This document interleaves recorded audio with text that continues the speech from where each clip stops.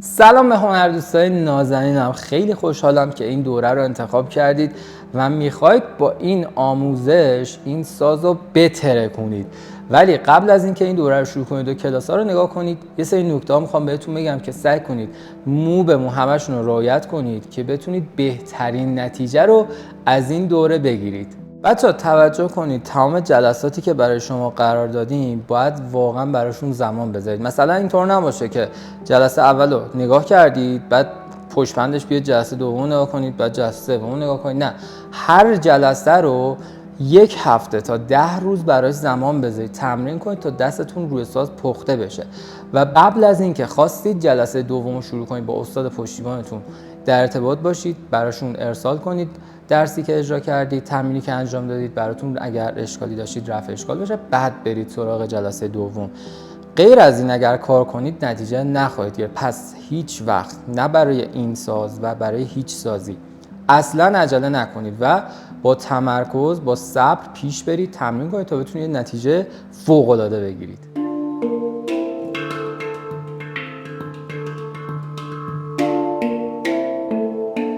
سلام خدمت هنرجوی عزیزمون.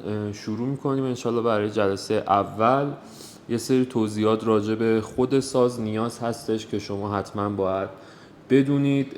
این ساز در سال 2000 توسط یه آقا خانم آلمانی توی کشور سوئیس ساخته شده که اسمشو گذاشتن هنگدرام.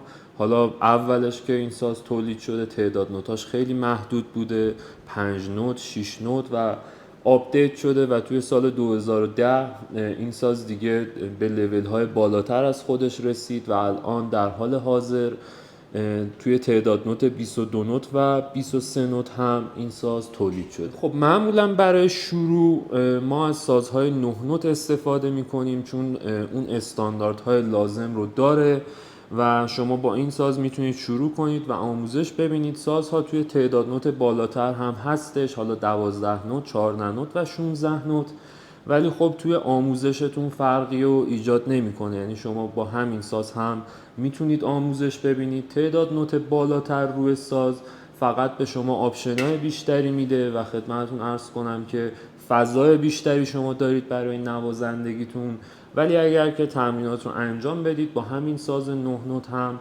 میتونید کلی نوازندگی کنید و لذت. خب ببینید بچه ها، آموزش ما روی گام رمینور هستش. حالا من یه توضیحم راجع به گام‌های مختلف این ساز بهتون میدم. یکی این که اصلا گام و اسکیل به چه معنیه. ببینید شما روی سازتون به تعداد نوت هایی که روی سازتون تعبیه شده یک گام گفته میشه. الان این سازی که جلوی بنده هست ساز گام رمینور هستش. روی گام رمینور ما میخوایم به شما آموزش بدیم و برای ابتدا که شما حالا میخواید ساز تهیه کنید و ساز دارید، خب باید با گام رمینور شروع بشه. با گام های دیگه هم میتونید آموزش ببینید، فرقی توی نحوه آموزش و نحوه تاچ شما نداره، ولی خب بهتر اینه که از روی گام رمینور ما شروع کنیم چون اکثر قطعات و اکثر نوازندگی ها روی این گام هستش. خب ببینید بچه‌ها، این ساز الان گامش رمینور هستش، ولی شما توی گام های دیگه هم میتونید نوازندگی کنید. اگر که حالا یه فضای غمگین از این ساز میخواید، خب باید گام های مینور رو تهیه کنید. اگر که یه فضای شادی میخواید و میخواید توی یه فضای شاد نوازندگی کنید، میتونید گام ماژور استفاده کنید، گام های حجاز، گام لوپیگمی و حالا گام های مختلف دیگه هم وجود داره که میگم توی نحوه آموزش شما هیچ تغییری ایجاد نمیکنه. نحوه تاچ شما، نحوه اسلپ زدن شما روی اون سازها هم دقیقاً مشابه با همین سازه، فقط جای نوت ها عوض میشه و اسم نوت ها. ببینید بچه ها، الان مثلا میگم این ساز روی گام رمینور هستش ولی خب 12 نوته، یعنی فضای بیشتری برای شما میده برای نوازندگیتون.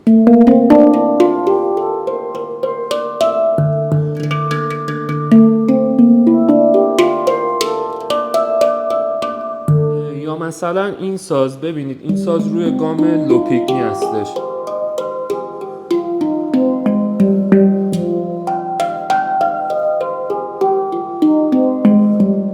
که حالا کوک 432 داره، فرکانس طبیعته.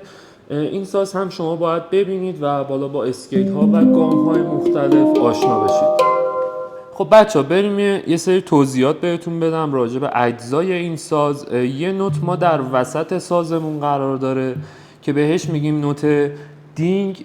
اطراف نوت دینگ یه فضایی هستش، حالا این فضا که من دارم با دست نشونتون میدم به اسم شولدر که ما بالا به این قسمت ها میگیم شولدر ساز. این نواحی نوت یا همون تونفیلد ماست و نواحی داخل نوتتون رو هم بهش میگن دیمپل. چه عزیز ببینید آموزش ساز هنگ درام حالا برخلاف ما بقیه سازها از نوت ما توش استفاده نمی کنیم. بهتون میگم حالا روی اون نوت هایی که ضربه میزنید چه نوتی هستش، ولی کلا آموزش این ساز به صورت گوشی و شماره‌ای هستش. نوت مرکزی ما که وسط ساز قرار داره اسمش دینگ هستش که معمولا ما توی آموزشامون با حرف دی نشونش میدیم. نواحی اطراف نوت دینگتون رو اگر با دست راست ضربه بزنید تی هستش و اگر با دست چپ ضربه بزنید کی میشه. و شماره گذاری های نوت های بغل که پایین نوت دینگ شما اولین نوت شماست به اسم نوت شماره 1، نوت کناری نوت شماره 2 هستش، نوت سمت راست از سمت وسطتون میشه نوت شماره 3، نوت شماره 4، 5، 6، 7 و 8.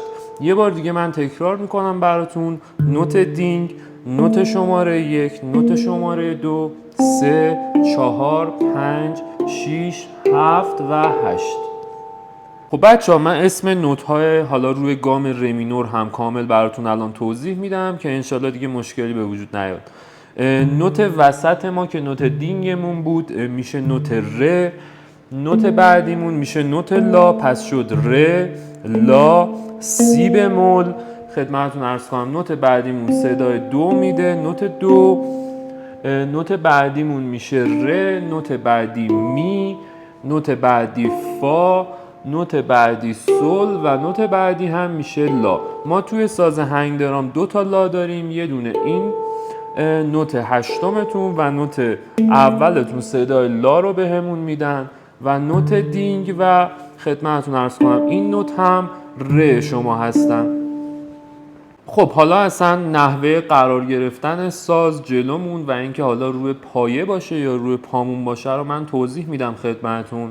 بچه‌هایی که حالا سنینشون پایین‌تر هستش و شروع به یادگیری این ساز کردن ترجیحاً اگر که ساز رو روی پایه بذارن مثل من خیلی خیلی توی نوازندگیشون راحت تر هستن. بچه‌هایی که حالا سنشون یه مقدار بالاتر هست میتونن ساز رو روی پاشون قرار بدن به صورتی که خدمتتون عرض کنم پایین سازتون که سوراخ هستش دقیقاً باید وسط پاتون باشه، زیر محفظه سازتون باید کاملا خالی باشه که وقتی شما نوازندگی میکنید کامل صدای سازتون پخش بشه.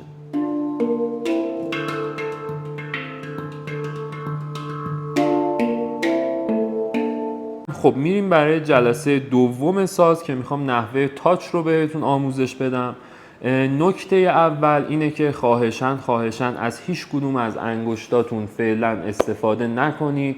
به ویدیوهایی که حالا توی فضاهای مجازی هستش دقت نکنید. ابتدا فقط با انگشت اشارمون باید نوازندگی کنیم با نصف بند اول انگشت اشارتون، یعنی دیگه از هیچ کدوم از انگشت ها استفاده نمیشه، فقط بند اول و نصف بند اول انگشت اشارت. خب تو این جلسه من الان میخوام تاچ نوت دینگ که نوت مرکزی شماست رو بهتون آموزش بدم.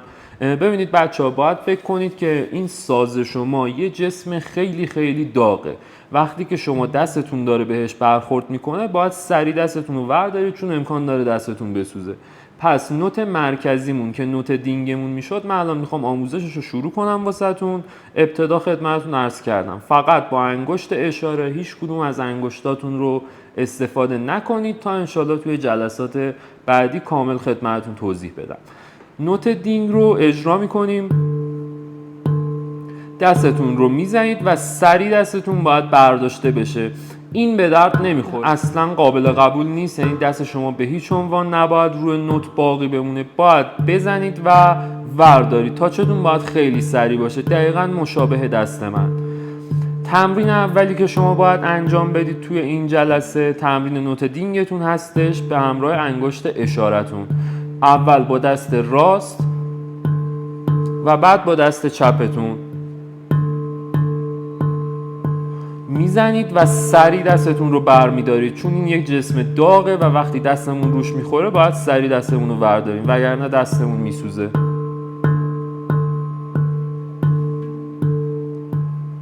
خب نوت دینگ رو اجرا کردیم با هم، میریم سراغ نوت های دیگه‌مون. نوت اولمون که خدمتتون عرض کنم میشد نوت لا و توی انگشت گذاری و شمارش هم ما بهش میگیم نوت 1.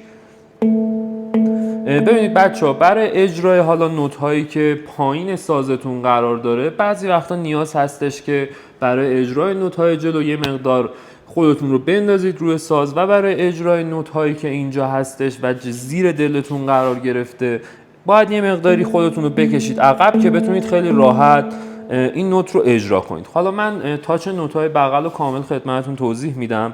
ببینید این قسمت که نوت کامل ما اینجا ساز رو به هیچ عنوان نمیخوایم ضربه بزنیم و خدمتتون عرض کنم این مرکز هم نیازی نیست ضربه وارد بشه. دقیقاً توی این محفظه باید تاچ شما انجام بشه تا اون صدای دلنشین سازتون خارج بشه و فقط هم باید با انگشت اشاره باشه. هم دست راستتون رو تمرین میکنید هم دست چپتون. نوت 1.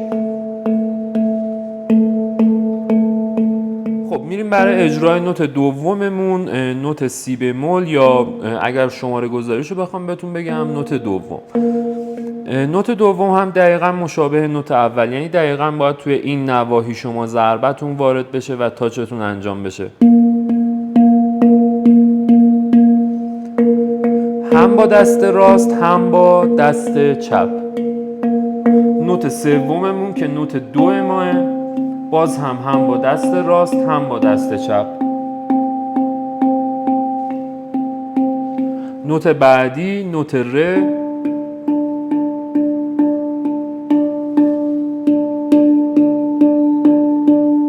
نوت بعدیمون که نوت می ما میشه.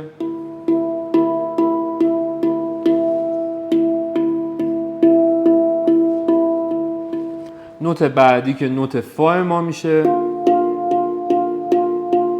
هم با دست راست هم با دست چپ. نوت بعدیمون که نوت سولمون میشه، هم با دست راست هم با دست چپ. و نوت آخرمون که نوت هشتممون یا همون نوت لا ما میشه. بچه‌ها برای اینکه نوتایی که سمت جلوی سازتون رو تاچ کنید یه مقدار خودتون رو روی ساز بندازید.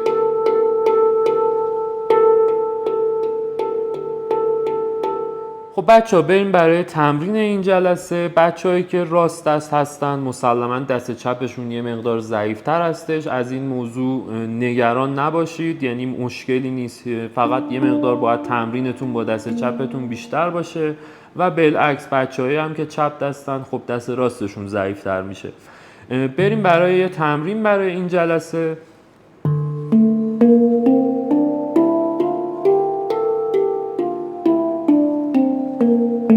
خب تمرین این جلسه‌مون این هست که تمامی نوت‌ها رو تاچ می‌کنید تا نوت هشتم و دوباره نوت‌ها رو برمیگردید به سمت پایین. ابتدا با سرعت خیلی خیلی آروم، تکرار می‌کنم خیلی خیلی آروم اولش نوازندگی کنید، اصلا عجله نکنید چون سرعت زیاد باعث میشه که فعلا تاچتون خراب بشه. ابتدا با انگشت اشاره دست چپ و مابقی نوت‌ها هم که مشخصه.